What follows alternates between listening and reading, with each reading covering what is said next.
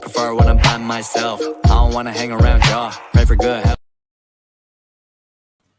What's up, everybody? Welcome to another edition of Combat Sports Weekly Live. We are live. Ako, ano ba yan? Nangyari sa boses ko. Anyway, everybody, we are live on Facebook, YouTube, and what do you call this? What's happening? Okay, so again, what's up, everybody? We are live on Facebook and on YouTube. Just tune in to Coach Franco Rulloda. Just type in the name Coach Franco Rulloda. That's on Facebook and on YouTube. Please make sure that you subscribe to my channel. Enjoy the other videos, especially the ones I post on YouTube. Yeah, and I do a lot of fight commentary, fight breakdowns. I do my best to give a very technical analysis or a technical approach dun sa mga actions na ginagawa ng ating mga fighters. So it's not just in MMA or in Jiu-Jitsu.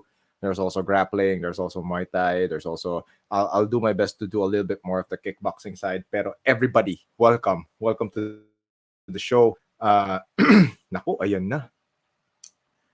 What's up, Earl Victor? What's up, GP Apeda? Coach Joshua, what's up? So many things to unpack. Actually, I've only gone sa channel ni Coach G Bote, and then yun nga, I was after the URCC 3v3, URCC 81. I was bombarded with questions. So parang sabi ko, sige, let me compile everything. Okay, let me compile everything. Let me compile the questions, and then syempre, kung meron pa kayong ibang mga tanong, di ba? Put it in the comment section. Make sure you share this live discussion sa mga groups at sa mga kakilala nyo so that baka maya-maya kasi may tanong din sila. Most of the concern was the 3v3. And then there are other questions about the bare knuckle fights. Ano ba? That's basically a huge chunk, okay? Now I'll do my best to unpack everything. It was a very, very chaotic endeavor. Okay, it's never easy when it comes to 3 versus 3. Okay. Oi, what's up, MJ Bautista, Dennis Torres? Okay, I'm just waiting for the other titos of fighting. Everybody, okay, paki-share tong medyo nagmo-multitask muna tayo kasi as much as possible I want everyone to get this. Teka lang. Simulan natin. Dami nangyari sa combat sports, nakakatuwa. Nga.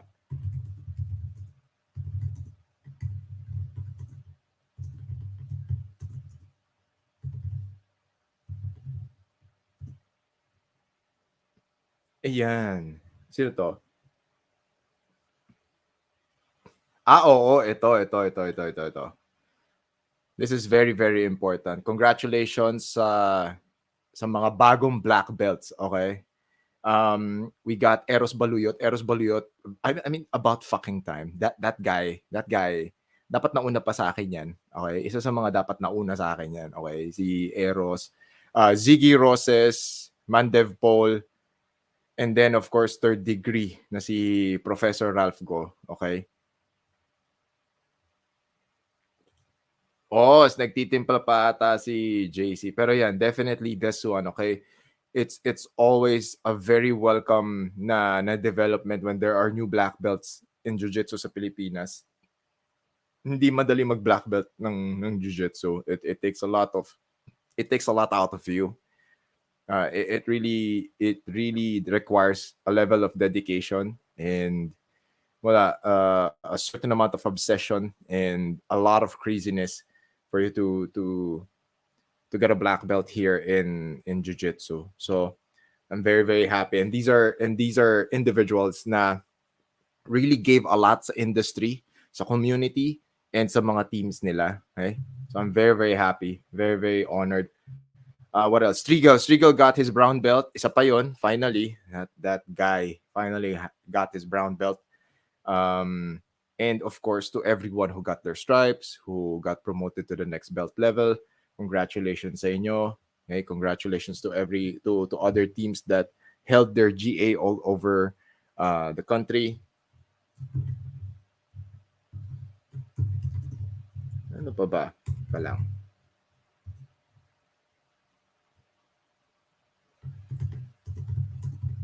Ano tayo ng mga... I hope my audio is okay. Medyo malayo. Parang malayo ako doon sa upuan ko eh. Bagong setup kasi ito eh. Naayos ko pa yung setup ko eh. So, and then congratulations to all the winners last Saturday sa Night of Champions. Okay, I covered the boxing event dyan sa Mandaluyong City College together with JC Reyes. We covered and the commentary for champions. 12 or 13 bouts ba yun, professional boxing. Mandaluyong City Colleges was a really good venue. Tapos napuno yung venue, yun ang maganda. Maraming nanonood ng boxing. Maganda yung fight card. The fight card delivered. There were a lot of stoppages. Sabi ko, medyo early night kami doon kasi ang daming stoppages, ang daming TKO victories. And then of course, we have a new Philippine welterweight champion in John Noynay of Elorde. So that's a very good development. Tinalo niya si Abdul Hamid. Okay, doing my best to remember that. Okay, Abdul Hamid of Sandman Promotions. Teka lang. Shout out, Prof. Michael Dulnuan. Yes. Shout out sa iyo. Congrats sa mga Filipino fighters na sumali sa Bare Knuckle Fighting Asia. We're going to discuss that as well in a bit. How about this one? Quick question. Is it true? Someone told me before that if you're a black belt of judo, then pag sa jiu-jitsu, you'll... Since you're a black belt in judo, pag nag-compete ka, okay? Pag nag-compete ka, automatic sa blue belt division ka dapat. As far as I know, okay? As far as I know, as tradition dictates, if you're a black belt in judo or a professional MMA fighter, so for example, professional MMA fighters, when they join no-gi tournaments, sa blue belt division sila. For judo black belts, you have to join the, what do you call this? You have to join the blue belt division as well if you decide to join jiu-jitsu tournaments. Now, ito yung caveat dun eh. It's still subjective. Okay, it's still subjective. It really depends on the school. Are they going to follow that rule set, diba? Kasi syempre, if you're a black belt in judo and you go through the process of jiu-jitsu, you have to go through the process as well, diba? Magwa-white belt ka pa din. I don't know. Does judo, I mean, the judokas who are watching, medyo same courtesy ba? Same courtesy? Like, for example, if you're a black belt in jiu-jitsu, anong belt level ka automatic sa judo? So I'm not really sure how that goes. I'm pretty sure the people who are watching, who are judokas, have a better understanding of that. Yan, sila Coach Joshua. I'll probably ask Coach ST as well, tsaka si Prof. John Bailon kung anong meron. Okay. Pero, yeah, Mark Songwan, what's up? Good evening sa inyo. Yan din yung and also judo is very, very interesting art to study. Ako talaga, basta may time ako and I get to train and meet with my judoka na mga teammates, I always, what do you call this? Pick their brains. Hey, what's up, Jade? Okay. Si Miss Jacqueline Balahaja over there. Shout out po sa inyo sa Fightcore MMA over there in Baguio. Making things happen in the northern region. And of course, they have a new champion in Will Chope. Will Chope became the interim welterweight champion over at the URCC 81. Another really good development, Bare Knuckle Fighting Asia. Of course, everybody who saw I posted, you just go to my Instagram at Franco Rulloda. I posted yung knockout victory ni Rolando Gabriel D. Rolando Gabriel D is one of the premier, professional fighters here in the Philippines. And he is a clear example of if you put your head into it and you really work hard and you study. Yun yung importante. You study. Kasi mahirap na nga yung ginagawa niya eh.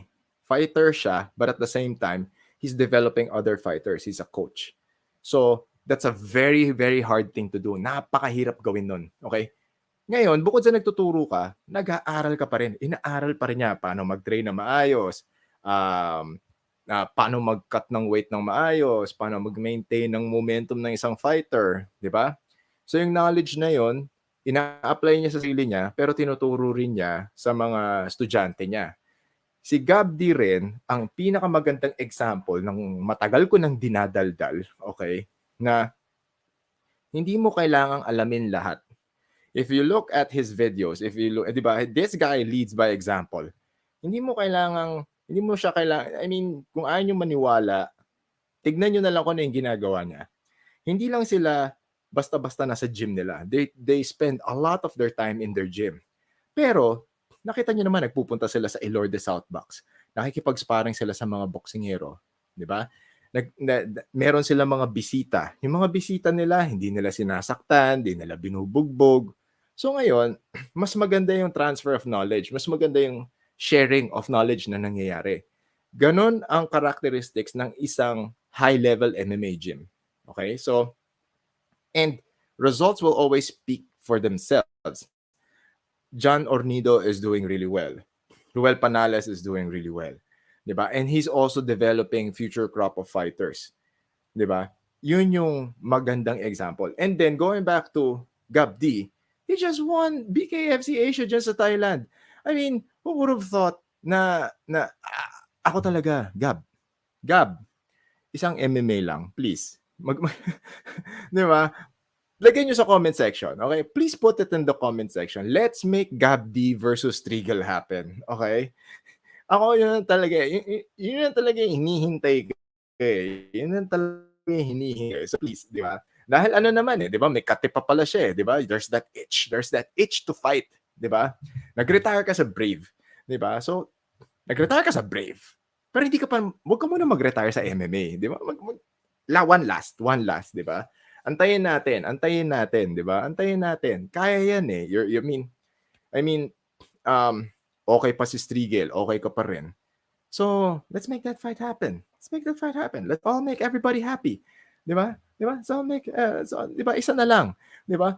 Whether you win or lose on that fight, di ba? Medyo, yun na yun.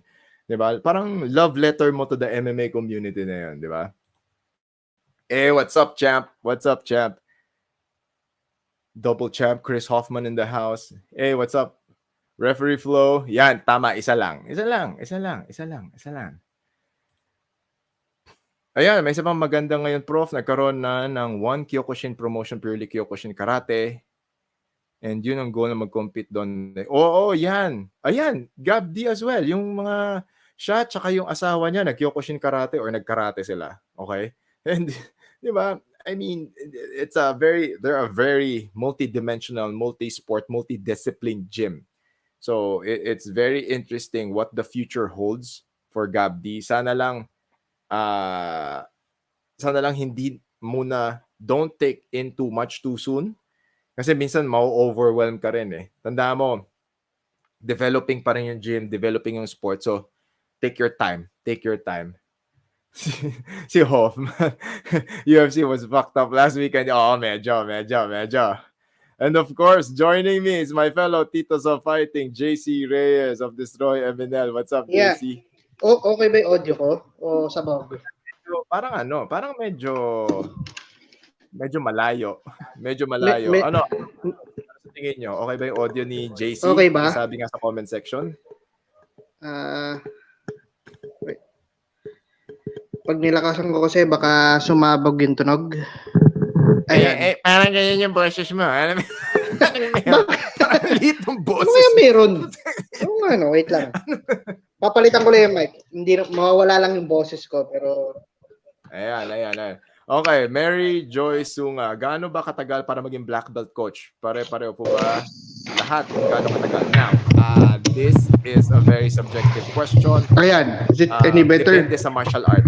Okay. Yan. Okay, JC, that's better. Depende sa sport yan, ma'am. Yes. Okay, Mary Joy Sunga, it really depends on the sport.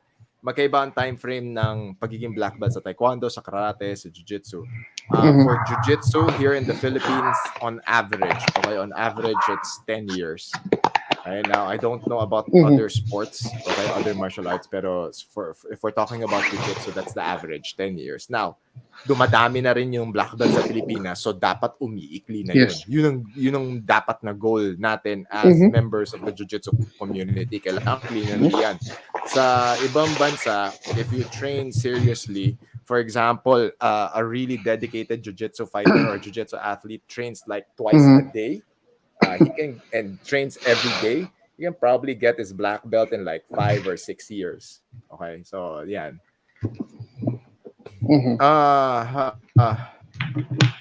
Ayan. Yes, thank you, Mary Joy Sunga. So it really depends on the martial art. Okay, it really depends whether it's karate, taekwondo. Yeah. So I just discussed yung panalo ni Gabdi sa BKFC Asia. That was a really, really good knockout win. Sobrang nakakatuwa. Ang galing talaga. Sobrang multi-talented, multi-discipline yung nangyari kay Gabdi di ba?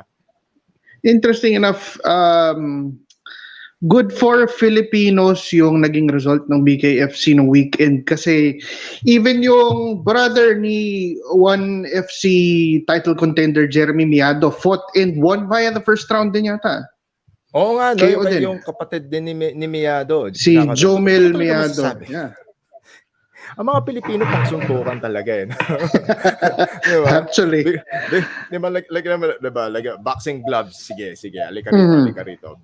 Liitan natin yung gloves, nipisan natin, gawin natin MMA. Sige, kami dyan. Ngayon, bare knuckle, wag nating lagyan ng gloves. Game pa rin. Parang the more violent, the better. More violent, diba?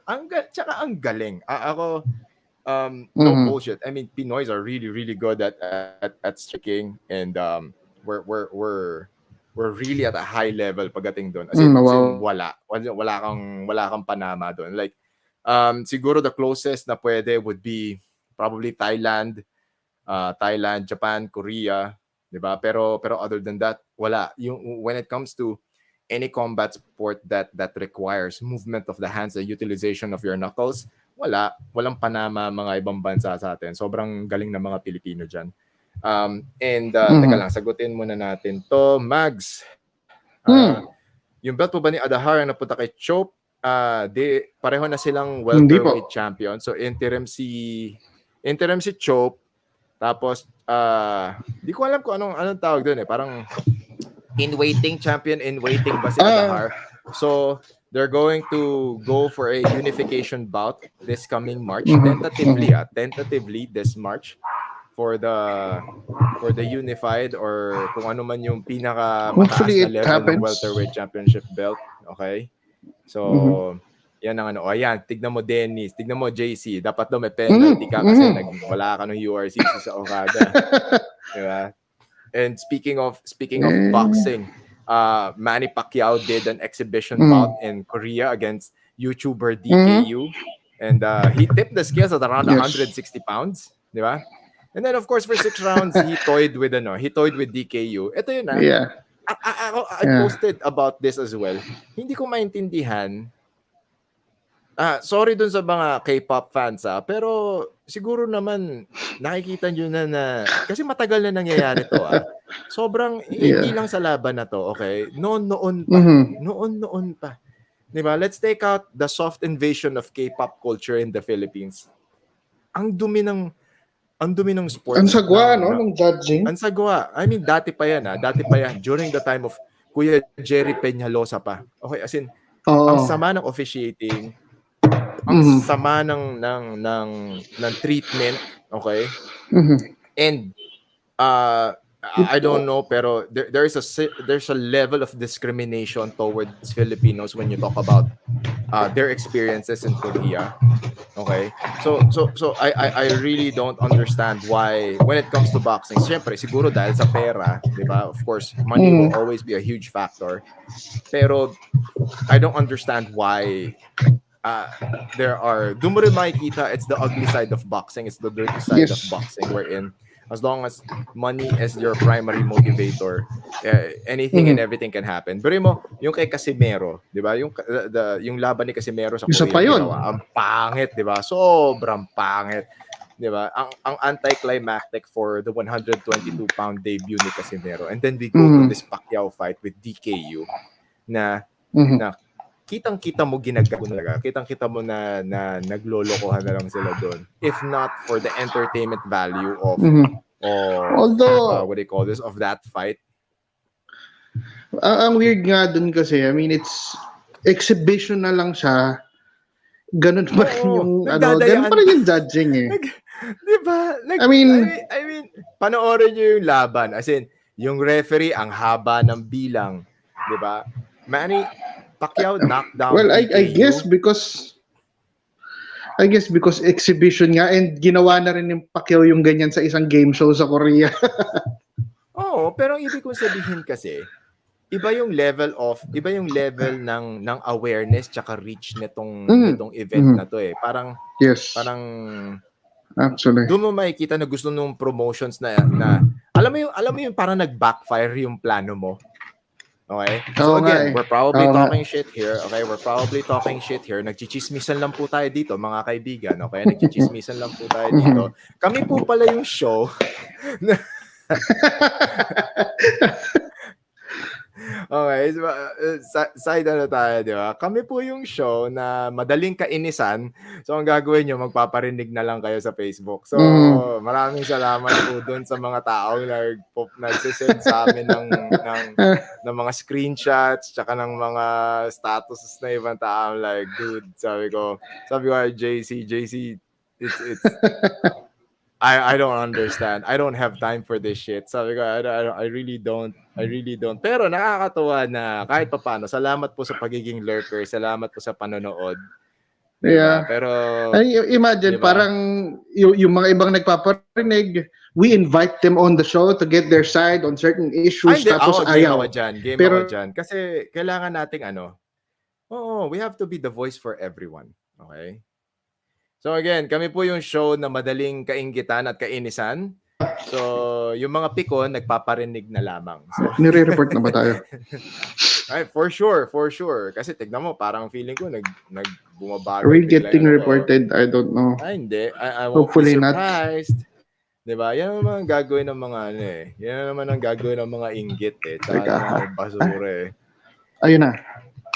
Ayan, what's up, Ralph Ramos? Di pa naman. Nagbe-breakdown pa naman tayo. Naiit pa tayo dun sa laban ni Manny Pacquiao sa Korea. Kasi, ang tingin ko talaga dyan, yung promotional company, they're trying to promote DKU.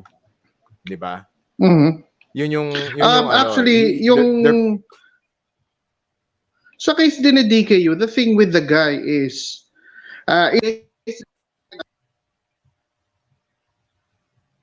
Nako, nawala yung audio mo, JC. Masyadong high-tech kasi yung mga Masyadong high-tech yung wala masyadong. Yan, bumalik. Ayun. Yan. So, yun nga, yung if everybody remembers, yung isang MMA fighter retired MMA fighter / coach from China na nagde-debunk ng kung sino-sinong fake masters supposedly. Yung pinagalitan. Hinamon din ni DKU yun eh. Okay. Yeah.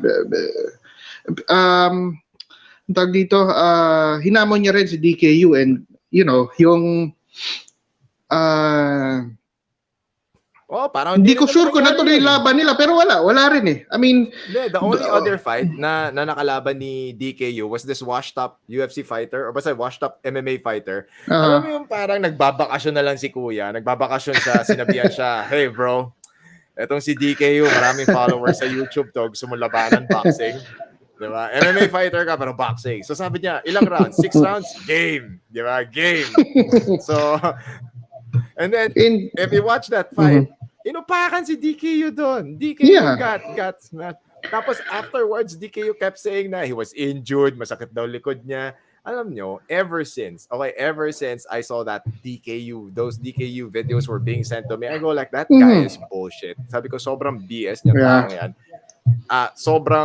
Sobrang pang-clout lang talaga. As in, all those moves, all those, he's been going around the world, and I mean, good for him. I hope he's probably getting paid well, and he's getting that notoriety and that clout na he's some self-defense expert. Pero when you look at the moves, when you break it down properly, it's superficial. It's not gonna happen in real life. It's not going to translate in real life scenarios. And I know, kasi I've trained with the best in the combat systems here in the Philippines and in Southeast Asia. So I really know which are the real ones and which ones bullshit.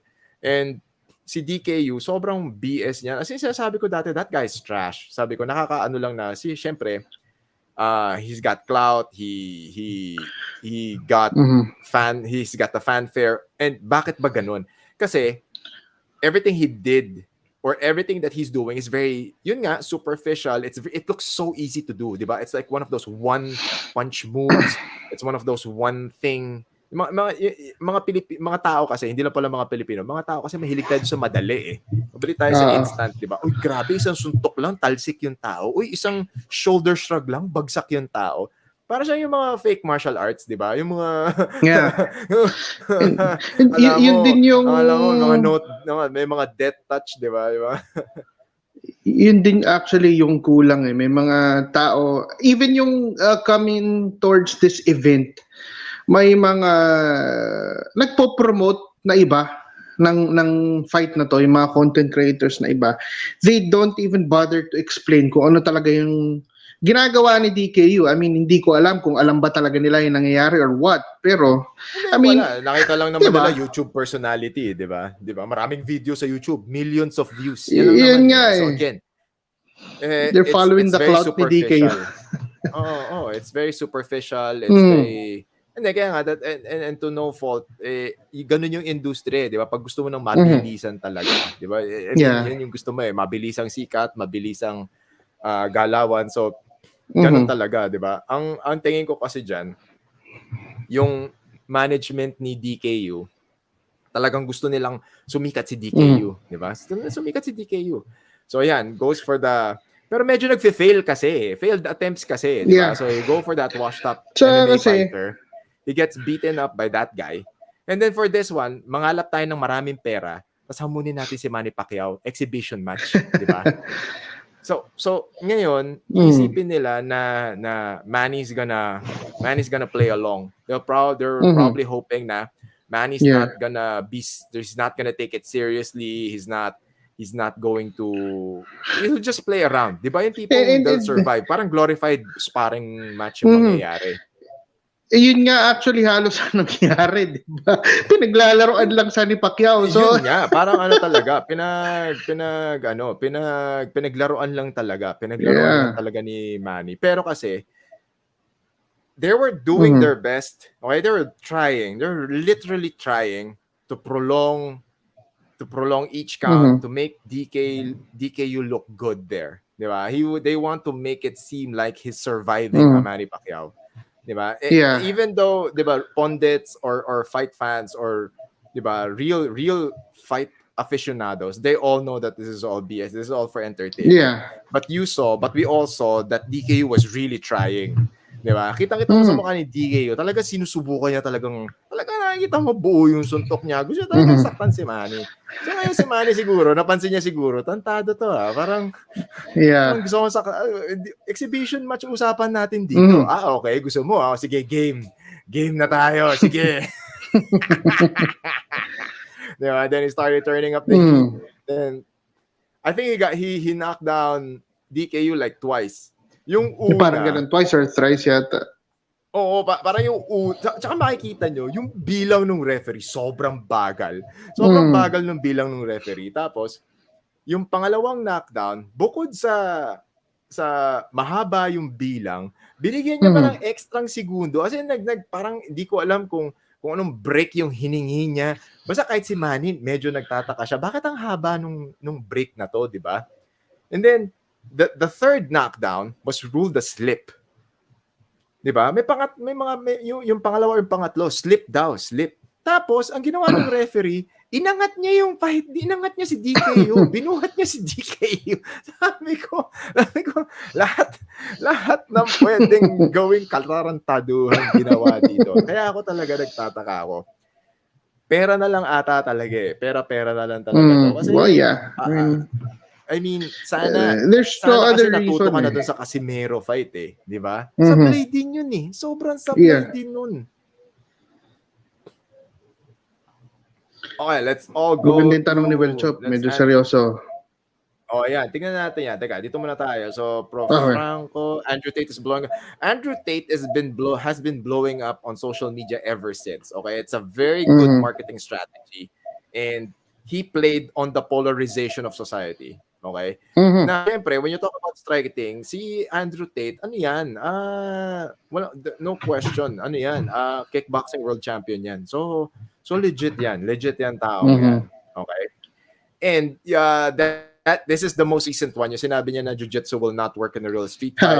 Of course, every other striker na walang experience sa grappling, walang experience sa jiu-jitsu, sa wrestling, sa judo, will all say this. Okay? So it's nothing out of the ordinary. Of course, may purpose din kung bakit sinabi ni Andrew Tate yan. Okay? May purpose yan. Hindi yan dahil sa gusto niya lang, he believes that. Hindi, may purpose yan. There's a financial upside to saying something like that. So, pinag-isipan niya yan.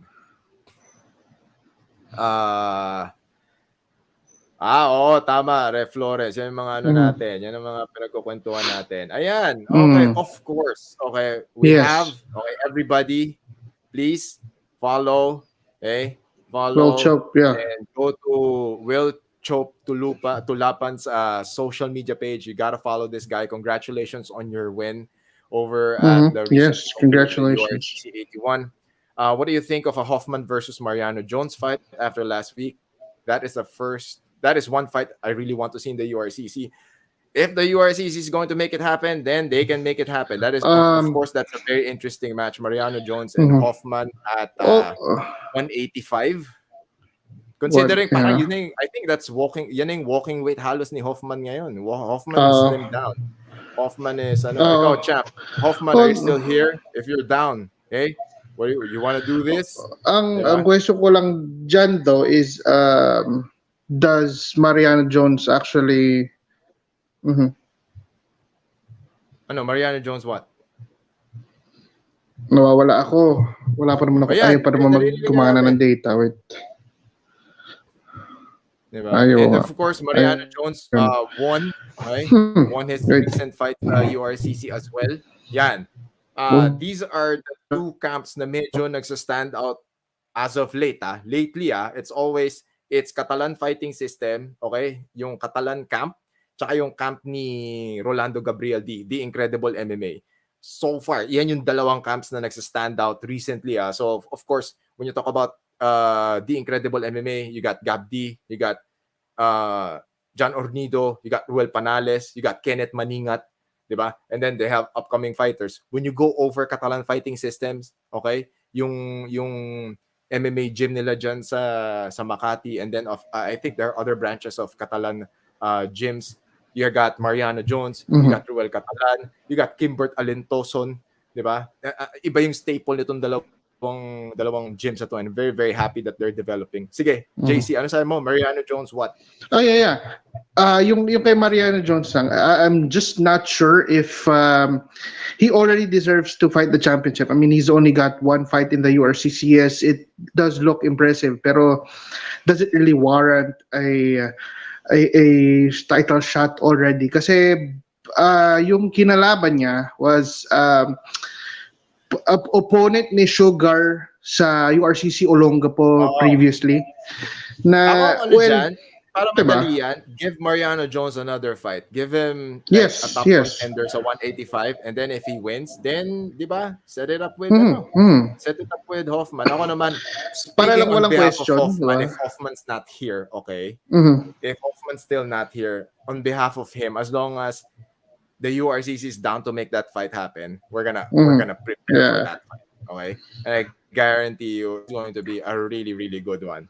So, yan ang ano natin. Yan ang, so, hopefully, one more really good fight, like top contender in the 185-pound division if Jones wins, and he will have a really good camp kasi, yan maganda yung fight camp niya. He has good training partners, di ba? Then, if he wins, then the URCC can probably give him a title shot. Pero in terms of Hoffman, yeah, will more than down to do that. More than down to do that. Ito, Pacman versus Hatton. And si Ricky Hatton, kakalaban lang yan. Kakalaban lang yan. Alam mo yan, yung mga OGs na balik. Pagaling muna ng konti. Nagpagaling muna ng nagpalakas muna ulit. Di ba? Tapos yan, balik. It's the resurgence of, it's because of the entertainment boxing type. It's this slew of entertainment exhibition bouts that's providing entertainment, Although, parang nostalgia para sa mga tao. And after nga nung DKU ang tawag dito, exhibition ni Pacquiao, he has been mentioning na he wants a comeback, an actual comeback sa pro fighting again. And sabi niya he could face either, di ba? Crawford 44? Or Spence daw. 43. Almost 44 ata. Parang ganon. I mean, really? Ilang taon lang ba yung mga hahamulin niya? Article na gano'n. Hindi ko alam na seryoso pala si Manny sa gano'n. Di ba? Di ba? Yeah, he is. Meron pang isang suggestion pala dito. May isang suggestion pa dito, Mariana Jones versus Mark Gatmaitan daw. One pick at a time tayo. Dami, sabi ko sa'yo, dami nangyari ngayon sa mundo ng combat sports eh. Okay, let's so again, when you talk about Manny going back to professional ranking, okay, like for sure the governing bodies will give him top 10 immediately. Pero at what point, 'di ba? Are we Siyempre kasi iba pag fighters, pag ikaw kasi yung fighter, 'di ba? Hindi mo rin talaga alam. It's either ikaw ang magdedesisyon kung retired ka na, 'di ba? Just like what Andre Ward did, 'di ba? He said, I'm gonna retire undefeated. I'm going to retire on top, 'di ba? And then let's see what happens from there. So he still has his mental faculties. He's probably, diba, he hasn't really received too much damage. He's gonna heal his body. He's doing a lot of other things now. Diba? Another scenario is the fight game itself will retire you. Yun yung medyo malungkot. Yung makikita mong yung mga dominant dati, nakikita mo inuupakan na lang ngayon, nagiging stepping stone ng mga bata, nagiging stepping stone ng mga up-and-comers. Do we really want to see Manny Pacquiao go through that? Yun diba? Parang yung nangyari kay Roy Jones. Diba? Do we really want to see Manny that way? Minsan parang iisipin mo madamot masyado yung ibang fans sa mga sinusuportahan nila supposedly na fighters. Yeah, that's true. Diba? That's true. I don't want to it's a lot. I mean, pangit mapakinggan, but napakadamot ng ibang fans sa mga fighters. I mean, if they say they want to retire, alam mo naman sa sarili mo as a fan na this fighter is, at the end of his career, bakit pipilitin mo pang bumalik just because wala ka makita na kapalit niya pa in the fight scene? I don't know. It's just, it's sad. I'm good with Manny doing these exhibition bouts. Exhibitions okay lang yan. Kasi for sure, during that fight, that exhibition bout with DKU, he's gonna, sigurado yan. Easy $3 to $4 million yan. Yeah. Considering, sigurado ako. Diba? Di natin alam ko, I don't really have a clear figure kung ano yung magkano yung kinita niya, pero hindi naman din papayag yung management ni Manny na less than 2 million or less than 1 million yan. Easy $3 to $4 million yan. And hindi pa siya, he hasn't really, di ba? He didn't really 160 pounds lumaban, di ba? Di ba? So hindi siya malungkot, hindi siya na-drain, di ba? Hindi siya na-drain. Exhibition bout, di ba? You still, di ba? Na-entertain pa rin yung mga tao. Nakita pa rin natin, Manny Pacquiao pa rin yun, di ba? Nakita pa rin natin yung hand speed, di ba? At 44, at 43, 42, 43 years old, nakita natin, maganda pa rin yung galaw niya. And, di ba? He didn't really receive too much damage. That's okay for me. Okay, that's okay for me. Okay yun. Ang ganda nga sinabi dito ni Coach JR about the whole,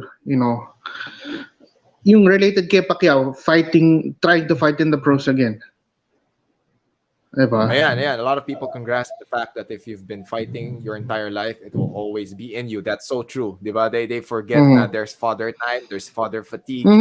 Roy Jones at one point was fight a small garage. Yes, that's true. Diba? It's so sad. I mean, galing ka sa taas, tapos at one point kasi gusto mo pang ituloy, you're fighting at somebody's garage. Bag na lang to si Roy Jones. Punching bag na lang kung sino-sino ano yan. And for a time, Mike Tyson was doing that as well. Yeah. Okay. Yeah. Speaking of Coach JR, congratulations on opening your new gym, your new branch. Congratulations on the new branch. We're seeing the videos. Please hop on over to Coach JR's Facebook page and Instagram page. Lions and Boxing Academy. I said, ang ganda. The gym is really nice. And more importantly, you are receiving high-level training from Coach JR. Okay? You can't find any better coach for boxing and striking than Coach JR. So if you are in that area, please visit. And of course, boxing news as well. Yeah, and what is your reaction? Charlie Suarez win last December 10. Then huge boxing development. 6 fighters, 6 Pinoys went to Vietnam for the Hotram City Hotel event for VSP Promotions boxing event. As far as I know, yung Pinoy lang na kilala ko doon, Charlie Suarez, Arnel Baconaje, si Mark John Yap. Yung tatlo, I'm sorry, hindi ko maalala kung sino. Kasama ba nila si John Estrada? I think so. John Estrada! Yun! John Estrada. I think so. Galing talaga ni JC po. Yung sinasabi ko sa inyo, hindi ko maalala lahat kasi kasabay nung event natin eh. Kasabay nung event eh. Yun nga sinabi ko nga rin kanina, kasabay nung event na tayo. So nag-thank you ako sa Mandaluyong City Colleges and Elorde TV, Elorde Promotions. Kuya Bebot Elorde, shout out po sa Kuya Bebot Elorde. Thank you, Sir Bebot. Sa welterweight division. So that was Night of Champions. So John Estrada won. Arnel Baconaje came short, but he did really, really well. Ako sinasabi ko sa inyo, don't sleep on this guy. Arnel Baconaje, yan, okay? Tahimik lang yan. That guy's just working his way up. Pero, ano yan, give him time. Bigyan nyo siya ng pagkakataon, bigyan nyo siya ng oras. Yan, delikado yan taong yan. Napakagaling, ang ganda ng potential at ang galing yan. Then, of course, our very good friend Charlie Suarez is the WBA Asia and now the new IBF Asia featherweight champion. I mean, he won via TKO in the second round against was that guy Palulu? Okay. Yeah. Palulu, something like that. Yes. Okay. So more wag na bahala na yung kalaban niya. Pero again, this is a huge display of the skill of Charlie Suarez. So please, everybody, ako na nagsasabi sa inyo, sana, kung hindi, ayaw nyo pakinggan, kahit yung mga naaasar sa amin, di ba? Di bali, pero please, tignan nyo si Charlie Suarez. Become a fan of Charlie Suarez. Di ba? For me, he is the top boxing guy right now in terms of skill set. Hindi ko nga alam kung IQ. Has there been any other Filipino na unified champion, at least sa regional titles, like Charlie Suarez has become rather? Parang wala, no? I think this might be the first time na regional title tapos unified champion. I'm just not sure. Yan, tawag dito, so far WBA, IBF, hindi ko alam kasi, ano ba si WBC? May WBC Asia ba or yung WBC Yes, alam ko merong WBC, parang may regional title din eh. Diba? Oo. So yan ang natin, yan ang magandang ngayon. Who's the WBC Asia ngayon, di ba? Yan ang magandang targetin ngayon. Tignan natin kung sino, di ba? Pero, I mean, come on, yung regional bodies, hindi na regional bodies. Global bodies major na, diba? Yeah. Diba? I mean, you gotta give this guy, diba, at least a shot. This guy is good for top 10. WBA, WBF, di pala WBF. WBA, WBO, WBC, IBF, IBO. Yeah. Charlie Suarez easily can crack your top 10. Okay? Either featherweight or super featherweight division. ako talaga, yun yung pinagtataka ko eh, di ba? Kung gusto, if you want to see the best, this guy is one of the best. This guy is one of the best. Mhm. Let's take advantage Kasi 'di ba nung parang prime years niya eh. Kasi ano na eh, di ba? mm, Sagarin na mhm. natin ngayon. Di ba? Sagarin na natin ngayon. Philippine government, private sector, di ba? Yung boxing community. Di ba yung boxing community? Yung mga boxing vloggers, di ba? Talagang, di ba, yung you're all for the service of of Filipino fighters and Filipino boxers. I've been Or ang dami one na or namin two hinihintay boxers lang yung iba. I don't know. Di ba? Kung gusto nyo talaga, lagi ako dinadaldal ko na yan ever since. You gotta watch Charlie Suarez. Kailangan tingnan. Ayaw nga pala, shoutout PH Boxing Corner for my Yes. shirt, di ba? Ako lagi ko na sinasabi yan. Yes, So, hindi Charlie pala sa atin Suarez. sa akin. Okay, Charlie Suarez. Charlie motherfucking Suarez. Okay, tignan nyo na lang yan. Charlie Suarez. Mhm. Charlie Suarez only on Facebook and on Instagram. Please. Galing ng taong yan. Napakagaling. Okay? Okay. Good question here by Coach Joshua Bell. The question is, Norman under contenders in his weight class 185. I'm not sure. I have to check. We have to check yung roster ni 185. URCC. For sure, meron naman siguro dyan. Sigurado meron yan. Meron yan. Tignan natin kung sino. At middleweight. Okay. I mean, at middleweight, I think pwede pa si De Tomas MMA. Sino bang ano? Yeah, kasi Kabugoy. Francis Kabugoy is there. The junior De Tomas is also there. Sino pa ba yung... May isa pang nagsa-stand out dyan sa De Tomas MMA. Yeah, De Tomas MMA. Yeah, making strides as well. Sige, 185, JC. 185. Isang alam ko na palipat-lipat ng timbang between 170 185 si Arvin Chan. Tingin ko pwede pa eh. I mean, mas comfortable siya sa 185 Arvin eh. Chan kay Will Chup eh. Oh. Well, sa Diba? 170. I mean, Diba? you know. Tignan natin. Yeah, 185. Tignan natin kung sino ano. Sino 185. Tignan natin ano. Oh, yan. Si Arvin na nanonood do. Akit daw siya kung sakali. I mean, Diba? it's a different division anyway. I'm gonna check yung ano. Hmm. Tanong natin kay Boss Aaron. Si Aaron Katrina. Baka pwede. Kung sino pang mga pwede. Okay? Okay. Gatmaitan Ramirez versus Gatmaitan. Si Gatmaitan, pero matagal na rin na layoff si Gatmaitan eh. And I think actually, he's been fighting kaya lang sa labas ng Si Gatmaitan has been fighting outside the URCC. Pero the level of sa URCC ni Mariano Jones, tignan natin. Oo nga. Tsaka, I don't remember, unfortunately, don't remember Gatmaitan having won anything sa URCC so far. So, I don't know kung good yun na diba? option. So it's ano, yung mga big boys kasi. Pag mga big boys talaga, mahirap maghanap ng matchup. Eh. Diba? Ito may suggestion si Reflo. I-match up natin yung nagpapanalo sa mga laban. Di yung pinapahype lang sa atin. Ayan, dapat sa labas na lumaban si Charlie. Oo, totoo. Kaya nga tuwa ako na fought sa Vietnam kasi nga, kinakain niya na lahat ng tao dito sa Pilipinas. Yes. So dapat talaga abroad na yan. Abroad na talaga yan. 2 rounds lang yung laban na yun. And Charlie, okay, yes. There are certain times na I get the opportunity and the honor to train with Charlie Suarez and his secret gym. That guy hits hard. Okay, for 130-pound guy, that guy hits hard. Okay, masakit. Masakit tsaka mabilis. Okay? Ganun tsaka ang talino niya si Charlie. Ang talinong lumaban yan. As in, pag pinaglalaroan, I mean, we play spar, pero pinaglalaroan niya ako. As in, pinaglalaroan niya ako. Okay, ganun kagaling si Charlie Suarez. Okay, what else? What else do we got here? Ayan nga. Ito si Asentado. Aakyat daw siya. Nako! Alam mo, sobrang...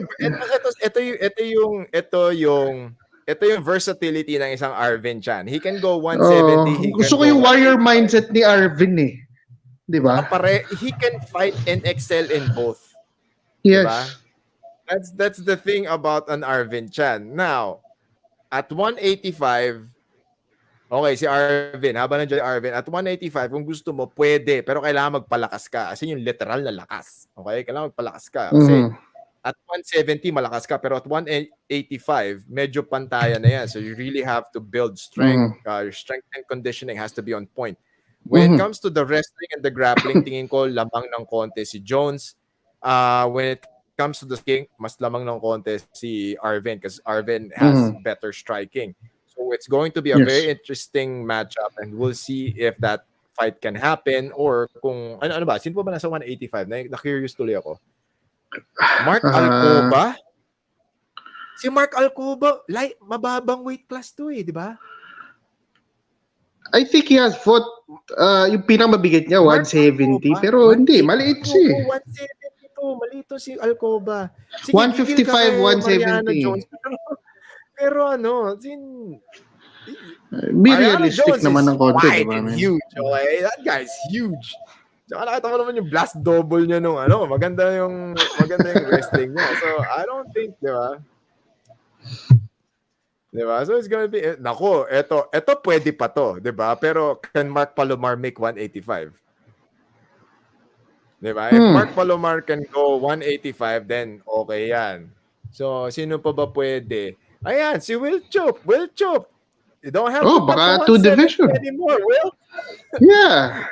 and by then, you'd become, tama ba? If ever, 4 divisions siya na naging champ. Division champ and double champ. O, di ba?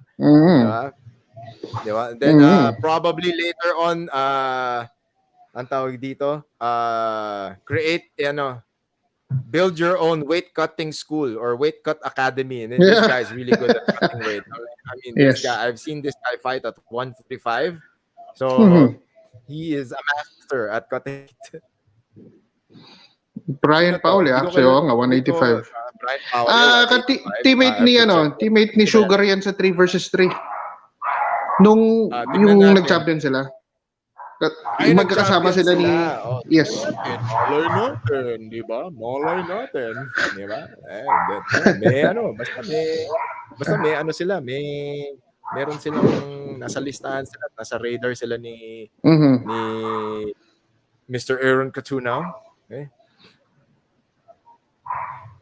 Redman versus John. Sino si Redman? Redman. Naalala ko si Redman.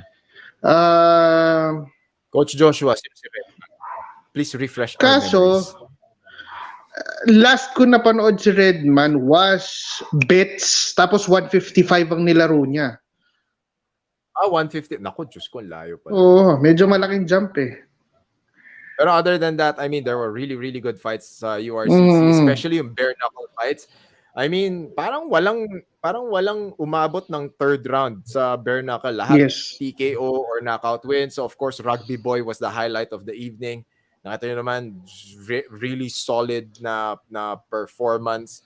Tapos knockout victory, knockout win. And then there was a previous one, lighter weight division.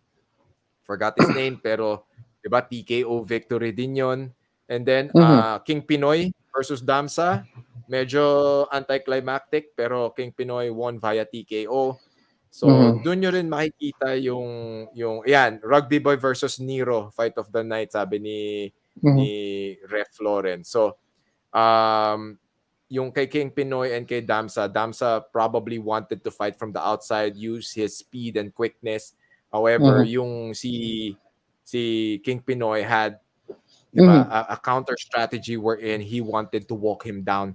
The moment he got to walk him down, he pinned him against the cage, dirty boxing. Sabi nga ni yung sa uppercuts ata ni King Pinoy, may lumusot sa lalamunan ni Damda. Hindi na siya makatuloy. Pero it is what it is. That's part of the fight game. That's part of that. Hindi naman, it wasn't really an illegal blow. It was it happened during the course of the sequence, and there was no intention to create an infraction. Okay, so okay, yan. Okay, there was no si King Pinoy, wala naman siyang is Andyan ba si watching King us. Pinoy? Oy, King Pinoy, what's up? Yes. So there was no intent to create an infraction. So again, congratulations to King Pinoy. Ayan, he is Tama ako. King Pinoy. fight. Ang Thank you so tawag much. talaga na. Okay.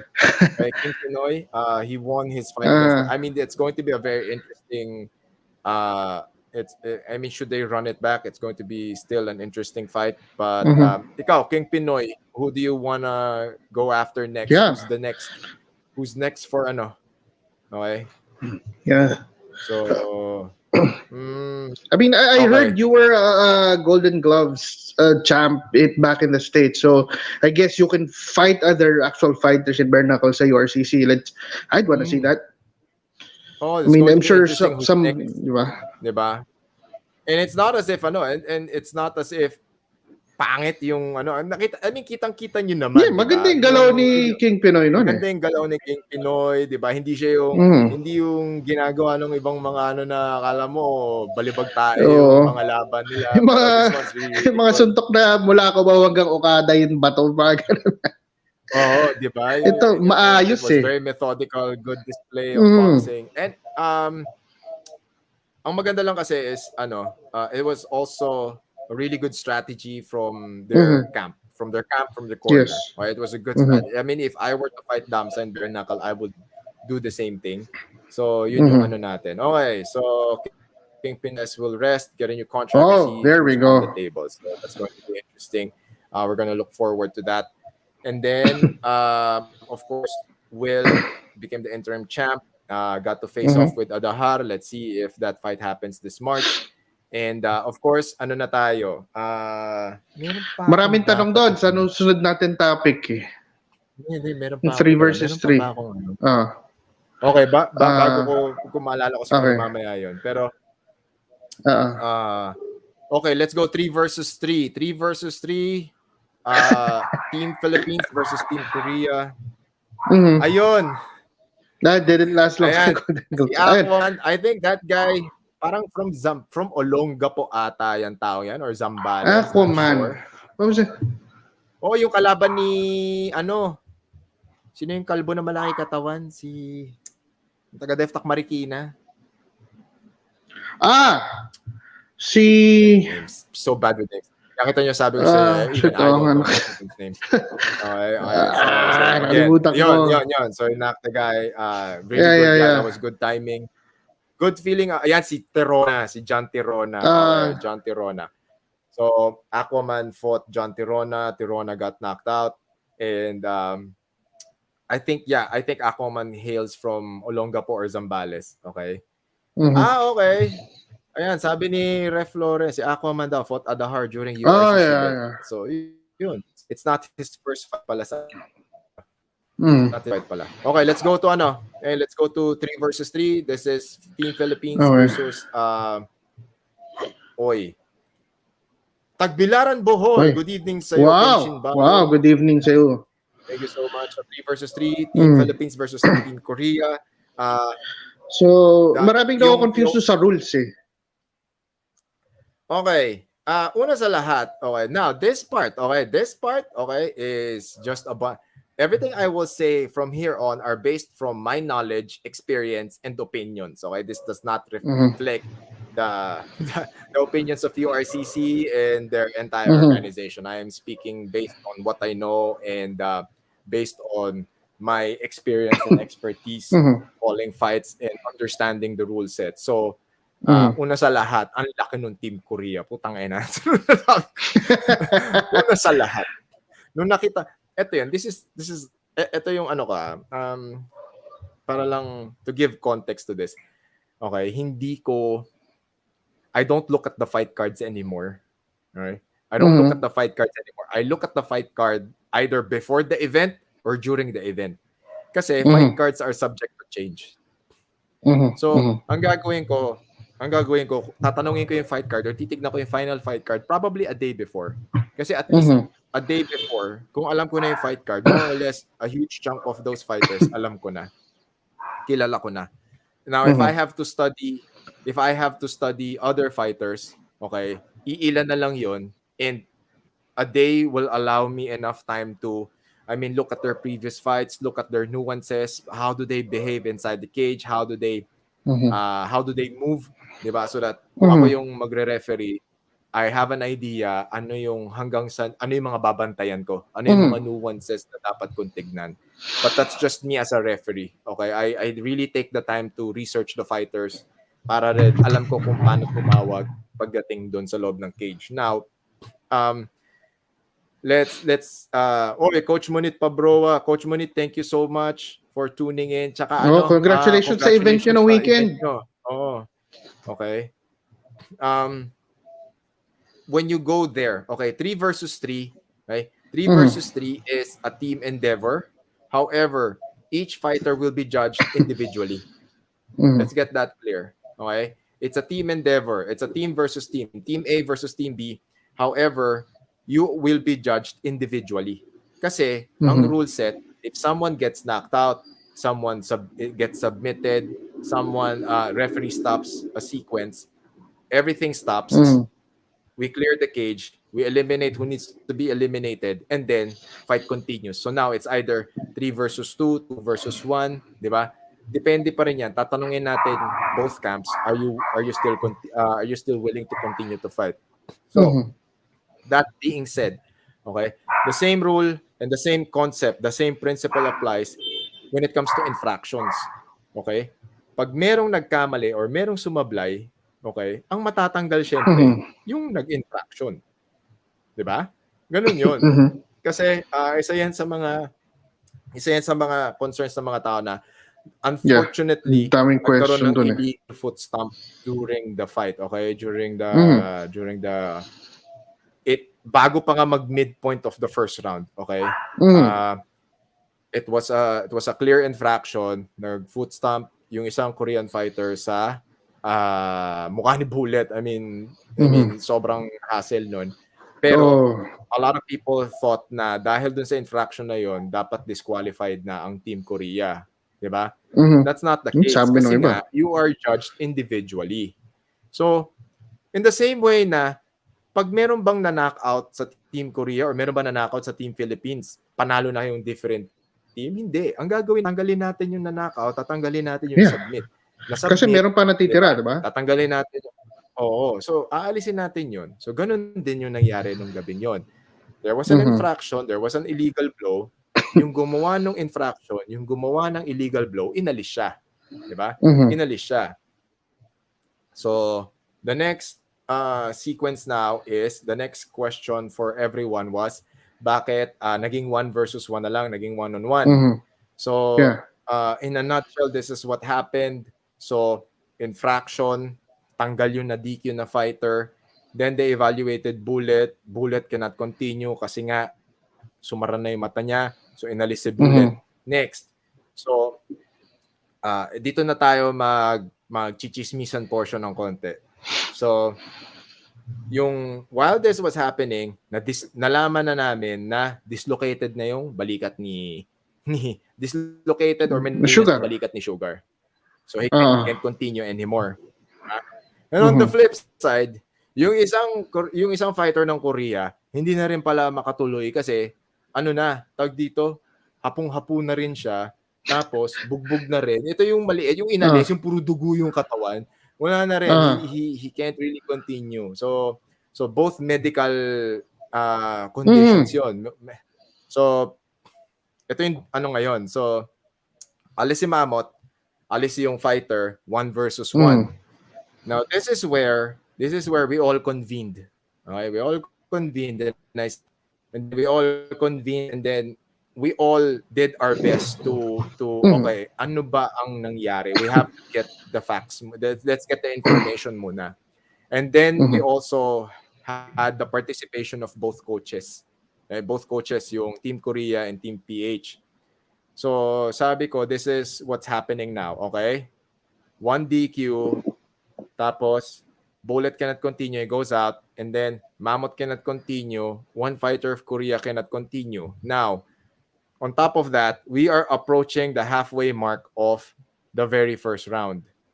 So, we can either, so sabi ko, these are our choices. Sabi ko, so I have to, kasi ako naman, I don't want it to be anticlimactic. And I was just giving my Yeah. suggestions, okay? Mhm. Sabi ko, I don't want this to be... And ako rin naman, I'm always a fan of fighters.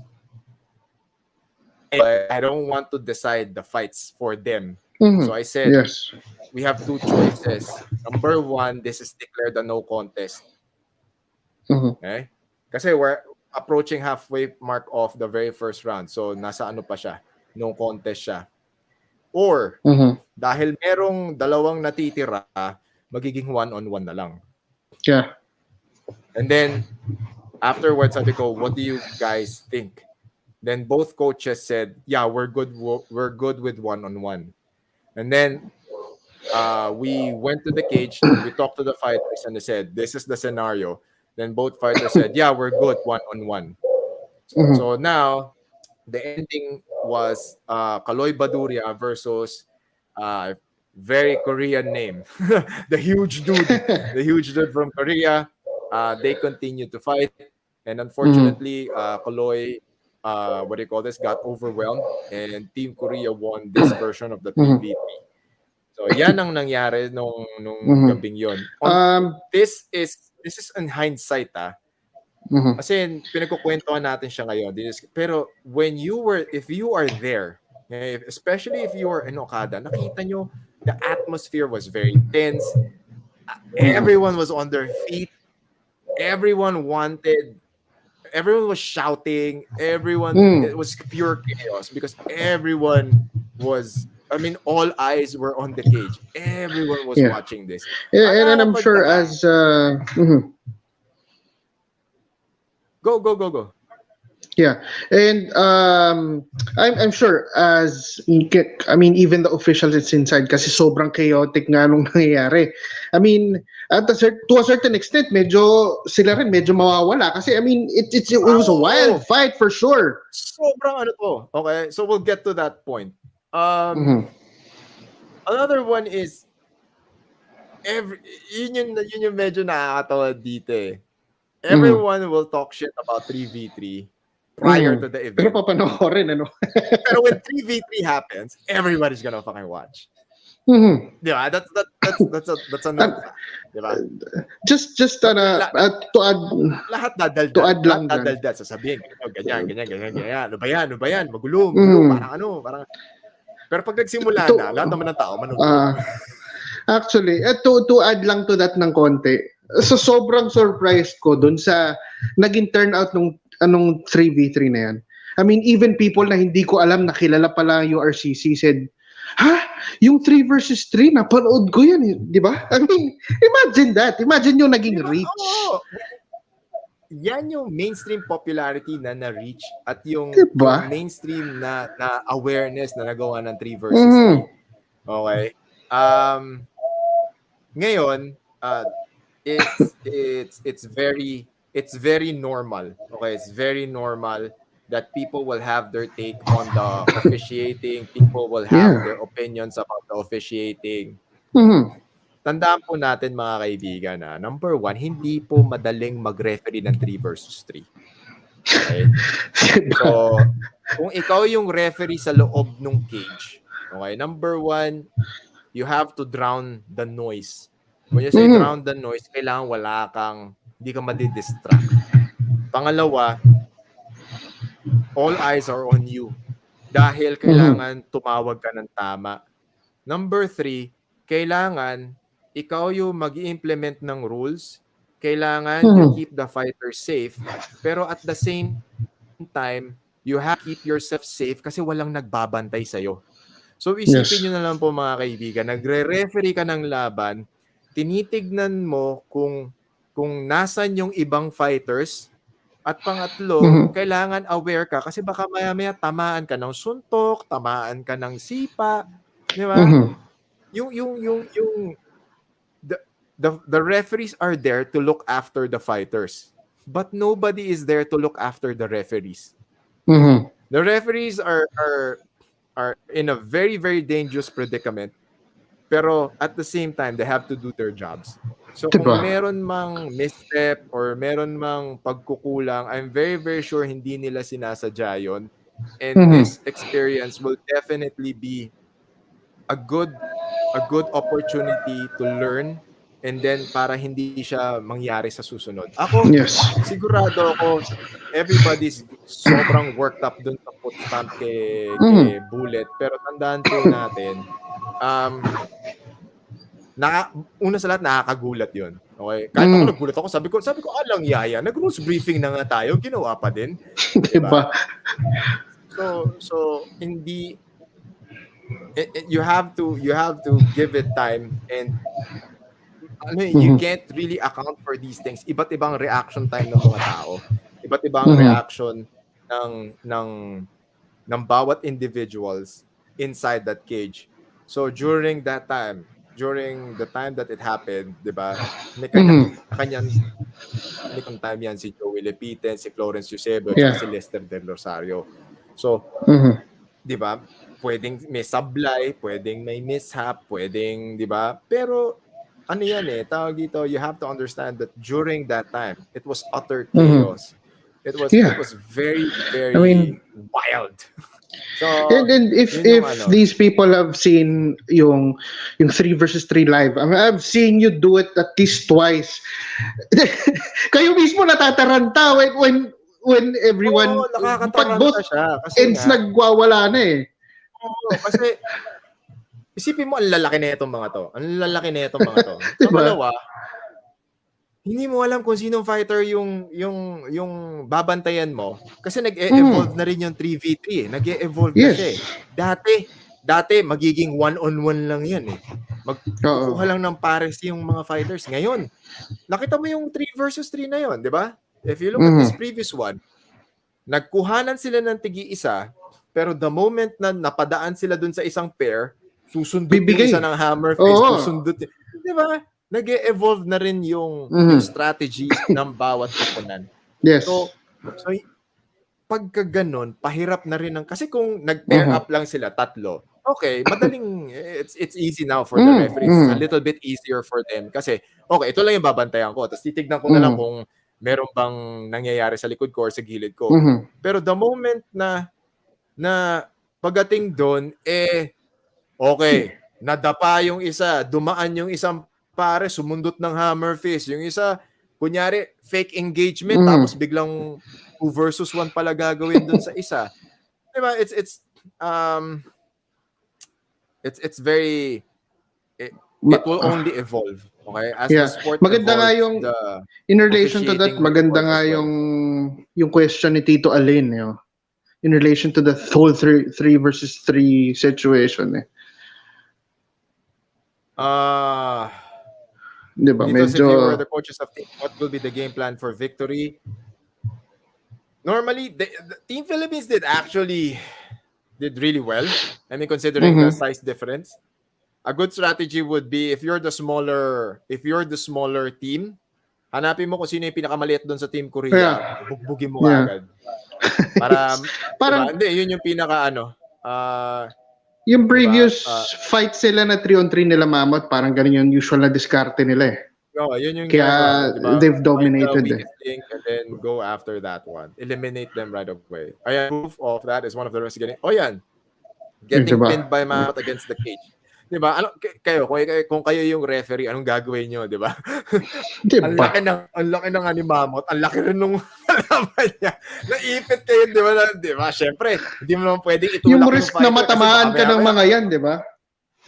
Diba? So it's not easy, okay? It's not easy being a referee, especially if it's 3 versus 3. So, may request daw si Dennis. This is also good, apat na referee, pwede siguro, tignan natin if that's possible para may tulong. Pero yun na nga ito rin yung ginagawa namin nila Coach Rosenberg tsaka ni Prof. Joey Lepitan. We're doing our best to fix the curriculum and then hold referee seminars para dumami yung mga referees na para mas gumaling yung mga referees, mas dumami yung referees, at yung mga referees ngayon magkaroon ng tamang knowledge when it comes to officiating. Kasi ang dami na rin ang dami na nagpapalaro. So it's very good na marami na nagpapalaro, pero kailangan din mag-improve yung level of officiating. Okay. Balik ka na daw sa pag-referee ng 3-on-3. O yan, si Coach Joshua. Yes, yeah. I mean, Ito, gamitin natin tong ano. Ayan, buyuin natin si Coach Joshua. Gawin kaya natin. Ako feeling ko pwedeng mag-referee ito. Nagre-referee na ng jiu-jitsu tong si Coach Joshua. Gawin na natin MMA referee. Feeling tsaka ko sakto. Hindi kasi ito yun. Ito yung catalyst sa pagiging referee, okay? You have to have the respect of the fighters and the community. Yes. You have to have diba, people have to acknowledge you so that they will listen to you. Diba? Yan, sakto so pa isang on air, bubuyuin ko po si Coach Joshua Abega maging MMA referee. Yan. Sakto, additional na medyo malaking referee din. Matangkad si Coach Joshua. Ayan. Diba? Ewan ko na lang kung pagka sumablay kayo kay Coach Joshua, tupi niya kayo, di ba? Yeah, so it's I hope there we go. Down daw si Coach Joshua. Ayan. So, di ba? Game ako. Sige. Let's do this. Game. Game ako dyan. Ako more than happy to help you out here. Ako dyan. Kasi ako, you have maganda yung eye for detail ni Coach Joshua eh. Pwede natin gawin natin yan. Ang isa din kasi dyan, ang dami-daming, kapag taas ng mga laban, dami-daming feeling referee sa internet, pero yung iba doon, ayaw naman mag-training, ayaw naman nag-actual experience sa pagre-referee, pero ang daming sinasabi. That's normal human behavior. Weird lang. Diba? Lang natin yan. Pero yun nga, di ba, it's also unfair for the people inside that age to, I mean, there's always feedback. Wala nang masama doon. Nakakatawa lang yung feedback ng ibang tao na huwag nyo na lang sabihin na kung kayo yung referee, ito gagawin nyo. Huwag nyo na, di ba? Sabihin nyo na. Tutulungan ko pa kayo, di ba? Sabihin nyo na lang kung ano yung dapat nilang gawin. Yung iba kasi sabihin, dapat ganito, hindi ka ma-referee eh. Di ba? Exactly. Kung mag-criticize ka, mag-criticize na lang. Huwag nang, magsasuggestion pa eh. Diba? Pag nilagay kita sa loob ng cage o sa loob ng ring, tignan natin kung anong gagawin mo. Sigurado ako. I've seen so many people do that. I've seen so many people post shit online. Di ba sasabihin nila, ay hindi, dapat ganito. Yeah. Tapos nung nakita ko sila nag-referee, di ba, daming sinasabi. Mag-referee, wala. Sablay na sablay. Okay, hindi siya bigo. Ang daming sinasabi, daming hamon-hamon pa because nahihiritan, di ba? An official's job, a referee's job is a very thankless job. Pero it's a very hard job. It's the responsibility is too high. Okay? Kaya calling ang pagiging referee. Calling yan. Hindi yan basta-basta. Okay? Ano talaga to? For the love of the sport, for the love of the community to. So, everybody, if you have more questions, put it in the section or baunin nyo siya for next week. JC, final words.